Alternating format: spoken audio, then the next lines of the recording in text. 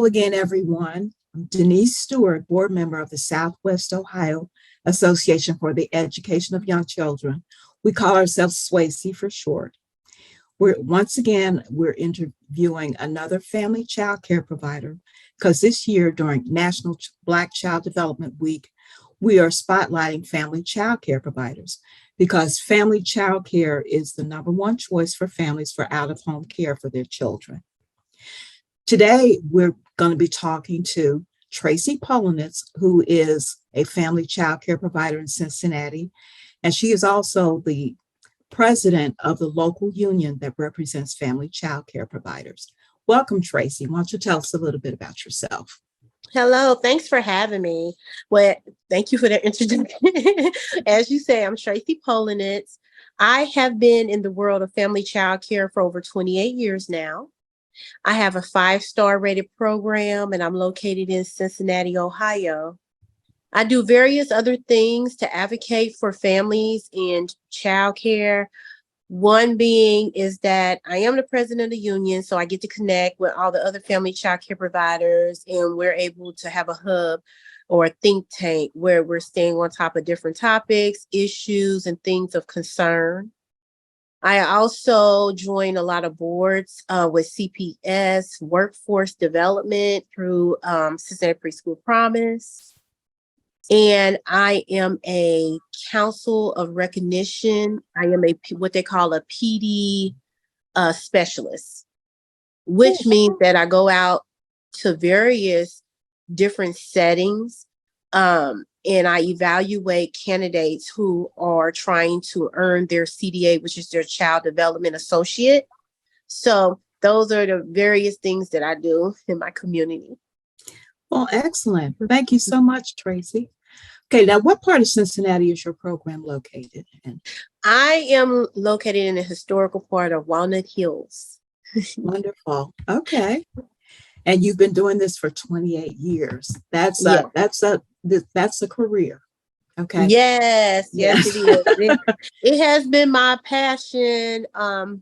Someone told me a long time ago, because I was in the corporate world, I thought I wanted to be in business management in a different level, but I had mentors, and one of my mentors close to my heart, her name was Ernestine Watts. And she said, things that make you happy when you're younger is usually the things you could do when you get older, and it's going to make you happy and more satisfying. So I got to thinking about it like, wow, I have always been the person that at that time, because I was under 18 years old, babysit the neighborhood children. Once I became an adult and my friends had to go to work and they needed someone help with their kids, they entrusted me with their children. And so she's the one that said, you can make a business out of this. And I'm like, wow, I didn't know that, because at the time I was only like 20, about to be 21 years old. So when she gave me that bit of information, I looked further into it, contacted Hamilton County Job and Family Services to get the ball rolling. And here I am today, 28 years later. Wonderful, wonderful, wonderful. And you're right. You have to be passionate about this business. Mm-hmm, okay. Mm-hmm. I just want you to please tell us about the families that you serve. Like, where do they live, and are there any challenges that they face? Well, because I also accept PFCC, which is publicly funded child care, I accept private care families. I even accept families who are in the military through a program through Child Care Aware. So I always have had a very diverse crowd and diverse families that I dealt with. By being closer to the city, I do cater more to PFCC families, which is rewarding in itself, because those families, they are really trying to work hard. They have a mission, they have a goal, and to be of assistance to them with resources and things of that nature, it's really great. And to see them flourish because they're in your program. So not only do you see the children flourish, you see the families flourish, and I offer them that support, and it's stable and it's reliable support is a plus. I do have some private pay families, but since COVID came and in things going on in the world as far as finance, believe it or not, a lot of those families have transferred or transitioned to PFCC families. So I'm here to accept everyone, whichever state they're in, whatever's going on. I'm like the conductor driver of the train. So, and then I have families who have preschool children, which I'm a part of the Cincinnati Preschool Promise Program, which is lovely, which is funded through our city tax dollars. And that helps our families who are having a hard time, who may be over income. To find quality preschool for their 2 years for their children. So I'm here to help anybody at whatever level time that they're at. Oh, that's wonderful. Just for a point of clarification, PFCC stands for publicly funded childcare for families who meet certain income requirements. So, Yes. okay, we'll move on. So how many Black children are you serving right now, or have you served through the years, would you say? My program would probably consist of 85 to 90% Black children, or by ethnic children, who have a Black mother or father who's Black. Okay. Are there any challenges that you've seen over the years that these families have faced? Yes. The challenges I see is that we have families who are hardworking families, and sometimes things in the system as far as being able to get help with affordable child care fails the families, or they might, example, be $5 over. And there's really no way for them to afford childcare, but it seems like every time they take one step forward and gain better income or a better position, I have had families to not take that better position because it would cause a major shift in their household to lose that benefit of childcare. So I guess no system is a perfect system, but I just really truly feel that we're all taxpayers, and sometimes the system is failing the people who's paying into these systems to get help. So that has been like a major thing, but hopefully with us advocating in our state, we will get the FPL, which is the federal poverty level, to be higher, so people can qualify for child care assistance. And that's what we're currently working on now. Right. Mm-hmm. Thanks for sharing that, Traci. I mean, that's been an issue with our field for decades. I even had a staff member once who, now that teachers and child care centers don't earn a lot of money. And I think she was making, at that time, she was making $10 an hour, and $10 an hour, 40 hours a week. She came out to be like $100 a month over the limit for publicly funded childcare. And when she applied, and so she asked me to actually reduce her hours. Mm-hmm. So that because she could not afford to pay the full fee for her infant. Infant care is much more expensive because of the number of staff members who are required, the small groups, the small adult to child ratios. And so we have families that have been struggling with that same issue forever.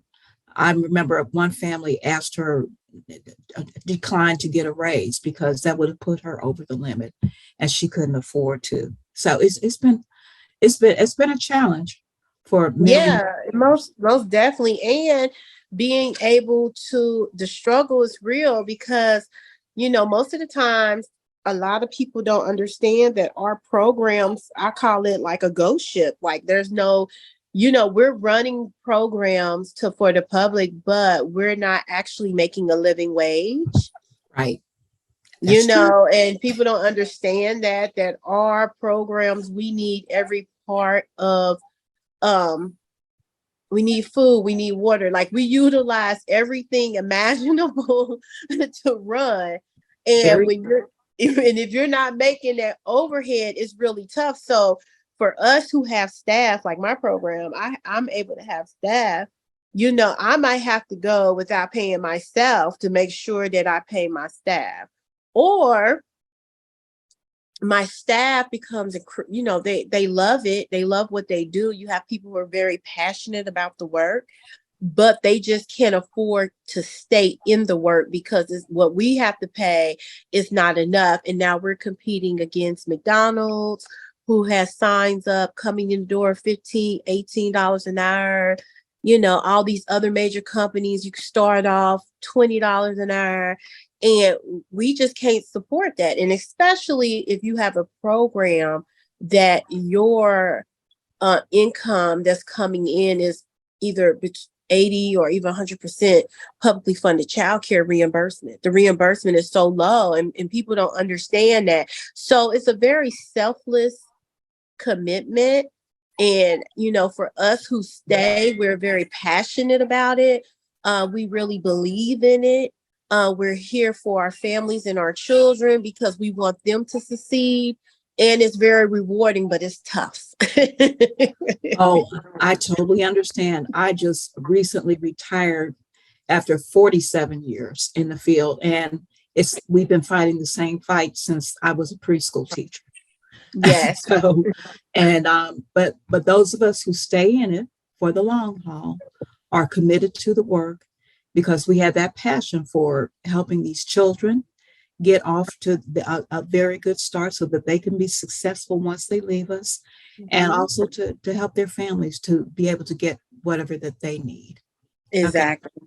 You mentioned that as one of your challenges as a provider, just the fact that the reimbursement we get from the state is not enough to cover the full costs.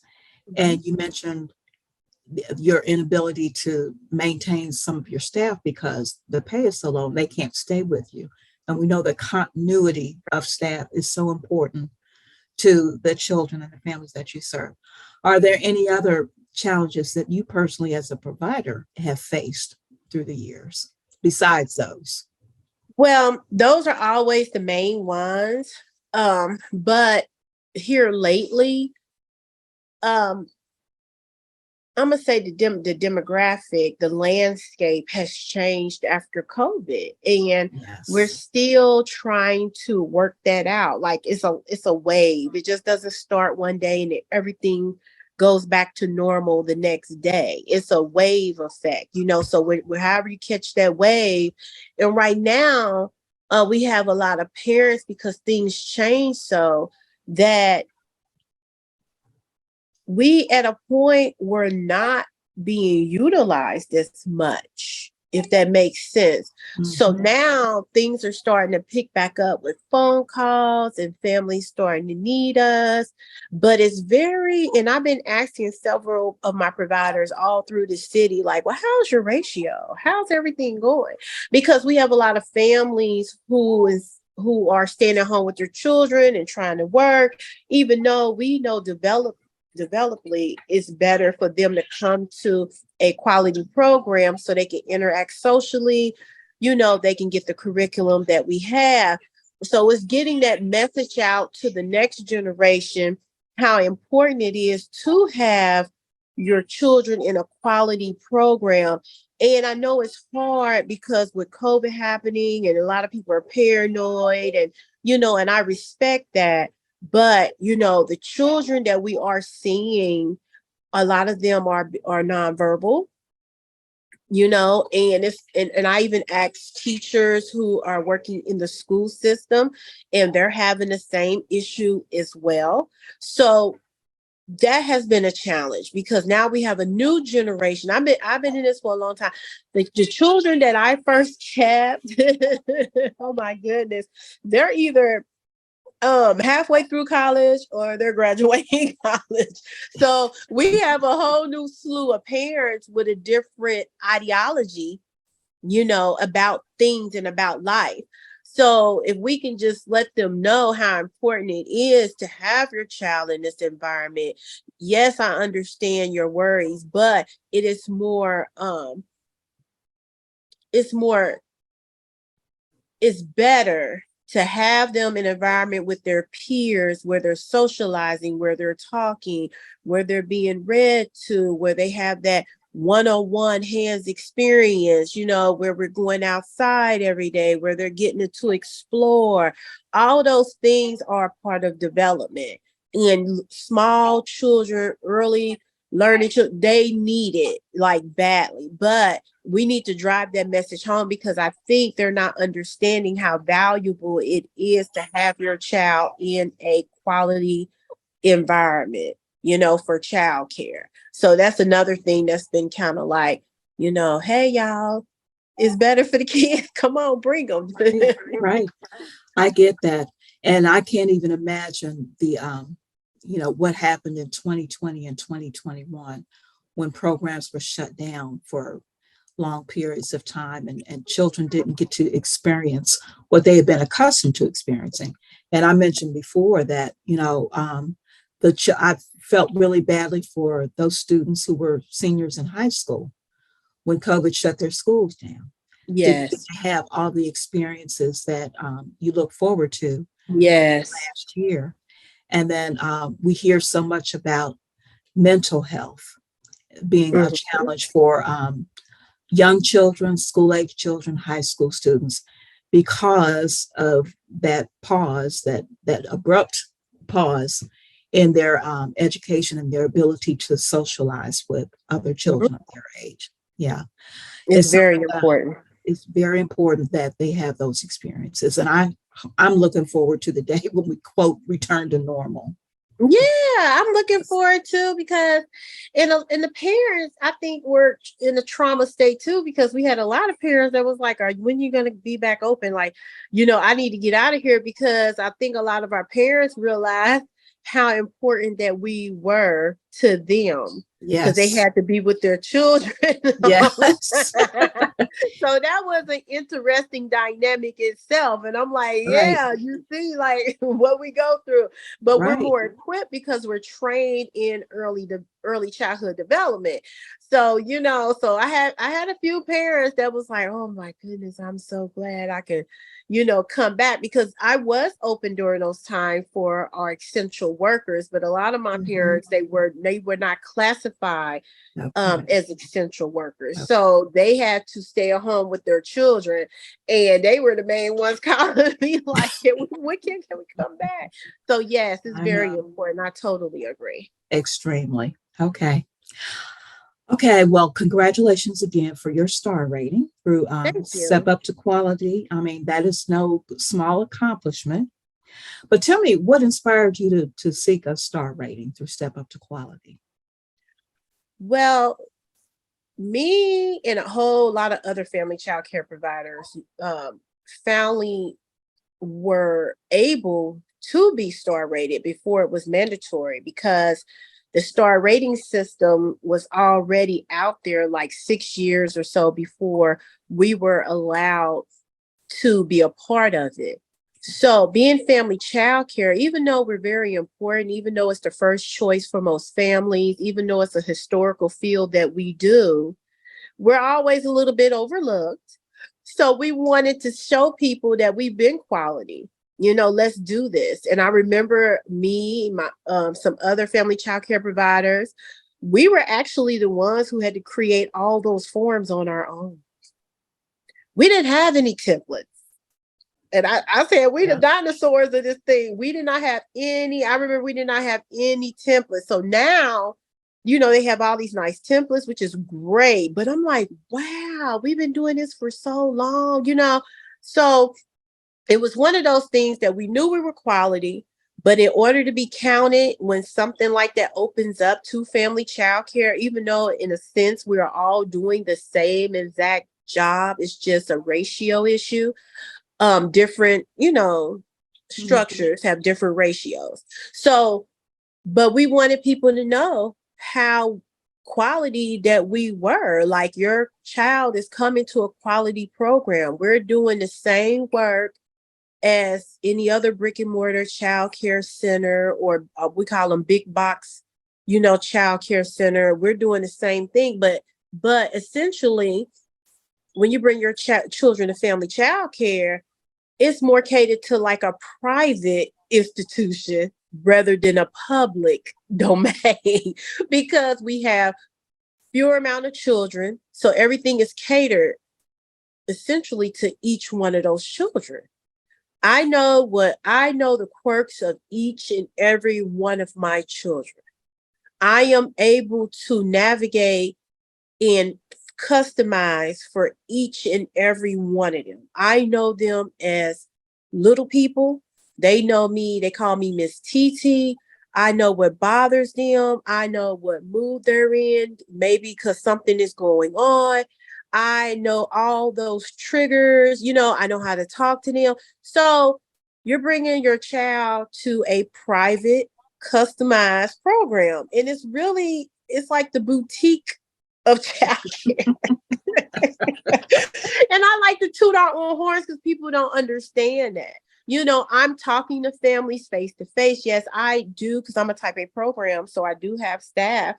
But it's like you said, it's the continuity. Mm-hmm. You see me every day. Mm-hmm. And by me being held accountable face to face to you every day, I go out my way to make sure that I'm giving you the best of my capabilities and my staff. Your children get that one-on-one care. I'm able to say, how you doing today? What's going on? I talk to each one of them, give them their own time to express themselves. We have like gourmet foods because I'm very big on, you are what you eat. I even have a survey at the beginning of the school year where I ask the parents, like, what do your child like to eat? What do you want to see on the menu? I try to make them as involved as I possibly can. I give them surveys. We have different events for them. I have a giving basket that's just for the families. It might consist of toothbrushes, toilet paper, whatever, because I know my families are in need, sanitizer, PPE, equipment, whatever I can give, I call it the giving basket, and a lot of my families every week they come, they look over there like, oh, wow, okay, yeah, I can use this, but it's just making that connection because we're all in the same community. Yes, I have to cater to your children because they're the main component of the community. But the family, I want them to also know that they're part of this child care community as well. Okay, very good.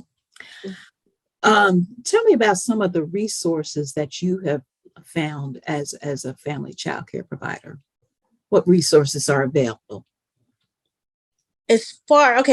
It is a ton of resources out there. And as far as helping my families navigate how to pay for childcare, I have several resources for that if they fit into that income bracket.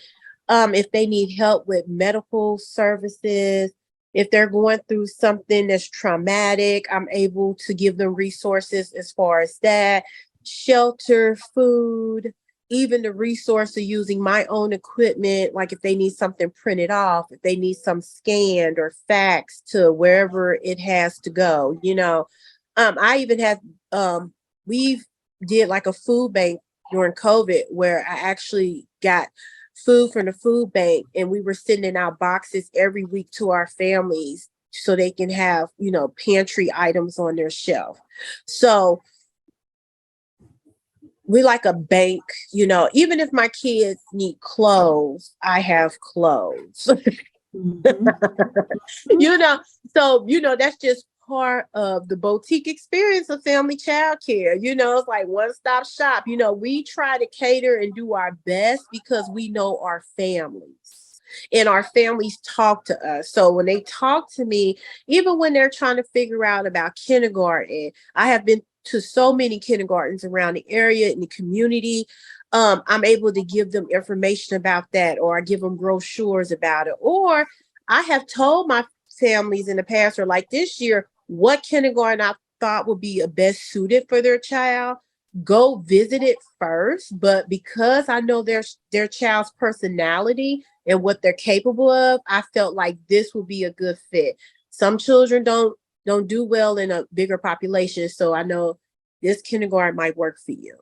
And I have also had children who were gifted, and I tell the parents, before you take them there, this is what I'm getting. This is the assessments that I'm seeing. And those children have, since they left me, have always been in the gifted programs, because I knew by working with them for that 2 or 3 or 4 years that this child has something, a special ability that's going on. When I start getting children who are reading and knowing their sight words in pre-K, and they're able to read simple books, the dog saw Spot, and they get fluent and better at it and better at it. I'm like, hold up now, we got something. So I, relate that to the parents to say, hey, this is what's going on in our day. And so when they get to kindergarten, they're like, well, Miss TT, what I do? Well, you know what? This program has this, but you need to tell them going through the door that your child is able to do this. Here go your assessments. Here go her portfolio that I've been keeping all these years she's been with me. And every one of those children, I have had the pleasure of having 3 gifted children come through my program. And they still have been in the gifted program, and they have been excelling. And I have children who are not gifted that I have directed to families, to schools I thought were a better fit, and they have excelled because I'd be like, that might not be for them, and they have excelled. So I'm very happy about that, to be, like I said, that conductor and to help families with that, to navigate the children. And I do keep up with them. Okay. And that's how I know that they have been doing so well. Because every now and then I'll send out like, hey, or I might send a picture when they was here, like, hey, how have y'all doing? Do you remember this? And they love it. I had some children who moved out of town, and they became real tall teenagers. They were playing like semi-pro football. And their aunt said the first person they said they wanted to see was Miss TT. And I was just like, oh my God, like that was your special. Like they want to see me, they remember me. So I went to go see them, and it was just beautiful. Now they're grown men doing their own thing. And so yeah, resources are a big thing, big part of the program. And from those resources, you're able to strengthen the families and help them continue. You can't make everything perfect, but it is a big help. That's wonderful.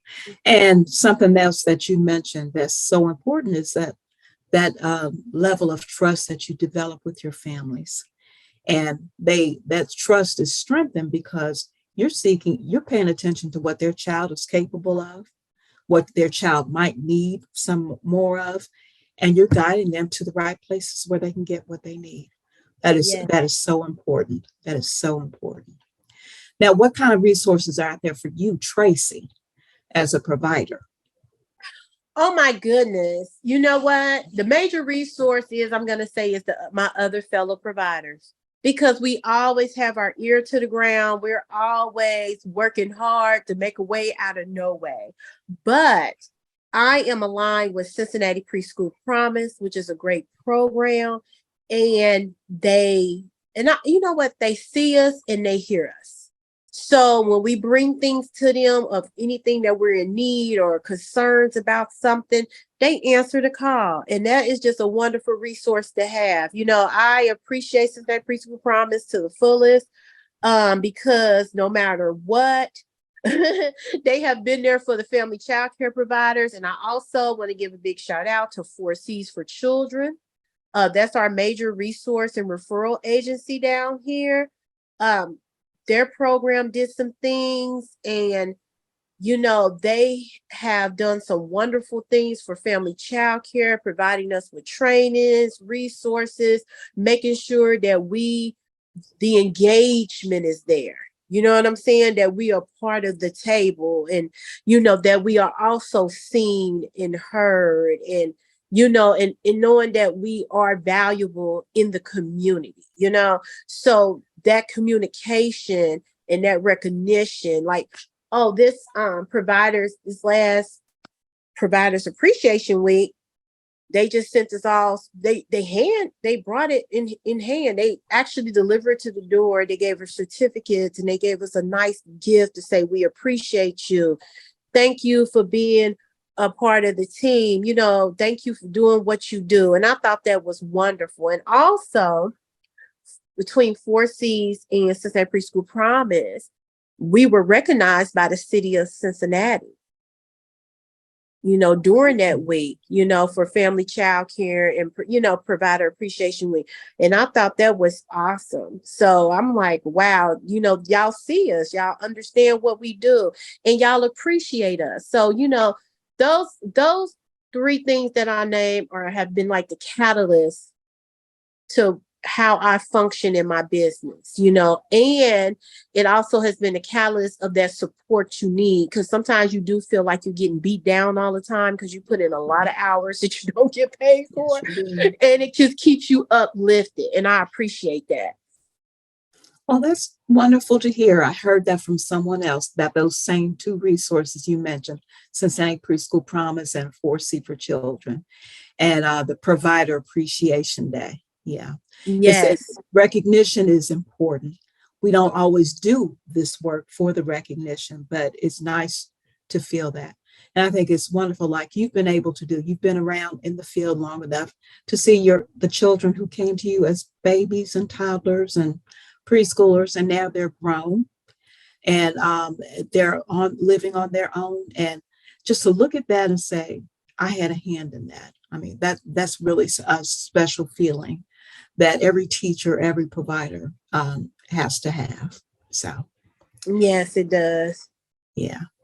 Well, it's Traci. Is there anything else that you'd like to share with us? Anything going on with the union, or anything that you'd like to share with us for this presentation?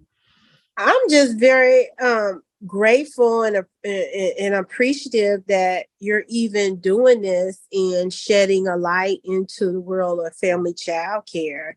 You know, we're out here. Thank you for bringing up the facts, because people do overlook us. You know, letting people know that we are a very, very important player in this system of things, and that we also need a little bit of this, a little bit of that. It's like making gumbo, you know, to make our programs work and function at its best. You know, like it takes a little bit of everybody in the community, you know, to make, you know, that pot of gumbo is best. And I appreciate when we're able to share our highlights and stuff about what we do, because it's serious business. You know, I feel one thing that I highlighted on one of our pages on Facebook is that our vice president, she and her siblings went to a neighborhood family child care provider. So we producing vice presidents out here. That's a wonderful thought. Yeah. Yeah. Well, you know what? I was a center director for many, many, many years. But my first experience with childcare outside of the home, when my daughter was an infant and I was returning to work, I went to a family childcare provider, because at that time you could count the number of centers that serve children under the age of 3 on one hand in this area. Wow. And Okay. but I was referred to this family child care provider by a friend of mine who lived in the same apartment complex, because I was struggling. I'm like, I've got to go back to work in a couple of weeks, and I need someplace to take care of my baby. And she shared with me her provider, and her child was in elementary school now, and she said she's good. And I contacted her, and the rest was history. She took care of my 3 oldest children when they were infants and toddlers. And I appreciate what she did for me, because there were days when, as a center director, I was running late because somebody was late picking up their child, and I had to stay to make sure that happened. And she said, "Don't worry about it. I've got them." You know, just those things that she would just go out of the way for me to help me out, because her main thing was, you have to go to work. And so I have always been appreciative of family child care, and our country could not function without the presence and of you providers, and what you all do for families to make them able to work. So Yes. thank you for sharing with us today. No problem. Thank you Yes. for having me. Sure. Glad to have you. And just want to say to everyone else, we're still celebrating National Black Child Development Week. So please check out the SWOAEYC website and our Facebook page to find some other resources. Thanks again, Traci. No problem. Thank you.